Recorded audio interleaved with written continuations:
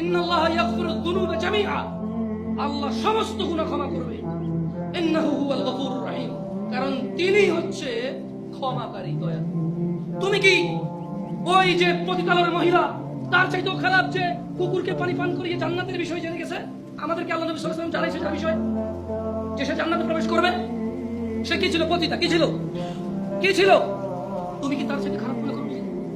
যে আল্লাহ পতিতা কুকুরকে পানি খাওয়াইলে সন্তুষ্ট হয়ে জান্নাত দেয়, যে আল্লাহ 99 জন লোককে হত্যা করার পর যে বলছে ক্ষমা নাই তাকে হত্যা করছে, এরপরেও মনের ভিতরে কেমন জ্বালা যন্ত্রণা যে আমি কোথায় গেলে মাপ পাবো, কেমনে আমি মাপ পাবো, এই যে মনের ওর এই যে দ্বিধা দ্বন্দ্ব যে আছে, তো একজন বিচার করে ফেললে মাপ না পেলে কি হবে, কে করবে মাপ? আল্লাহ তার জন্য যে জমিন তুমি এক চুল নাড়তে পারো না, আরে নাড়বা কেমনে? ওই প্লেটে টিনে রেখেছে, দেখছো? বলতেছে যে ঢাকছো খালি করো, 24 লাখ মানুষ মারা যাবে, এত মানুষ মারা যাবে, ওই মাটিকে আল্লাহ কাছে